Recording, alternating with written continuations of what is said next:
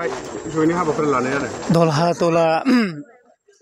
सान्थाल गामियाव बिथांमोना गावसोरनो जोंखौ लेंहरनानै जोंनि दोलोआव हाबफैदों।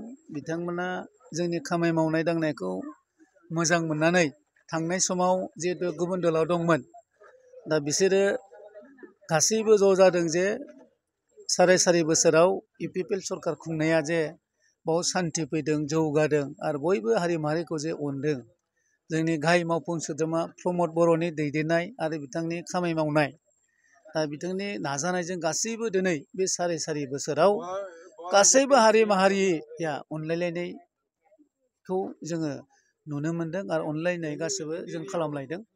दा बिनिखायनो खालि बेयावल' नङा, धलापाराल' नङा, दाब दाब जायगायाव बे जयनिं प्रग्रामा जोंनि कुसुगाव सोलिबाय थादों। दहायबो एसे आगोल गोबां माने जयनिं जादों आरो दाबो नै बाहाय गोबां न'खर जयनिं जाबाय।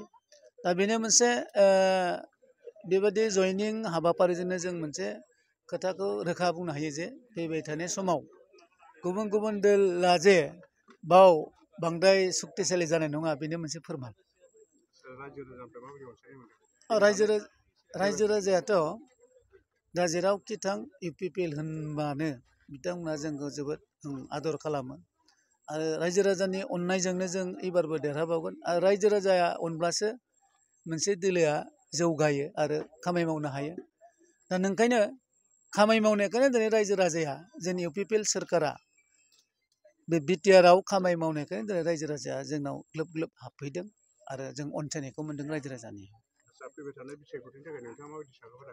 जोंथ' दा खामानि मावगासिनो दं। जों ब्लक कमिटि, बुथ कमिटि, गासैबो कमिटिफ्रा जों ओरैनो जिरायाखै, जों खामानि मावबाय थादों। अलमस्ट जों दा इलेक्सनखौसो नेदों, माला जायो। जों गासिबो रेडि दा।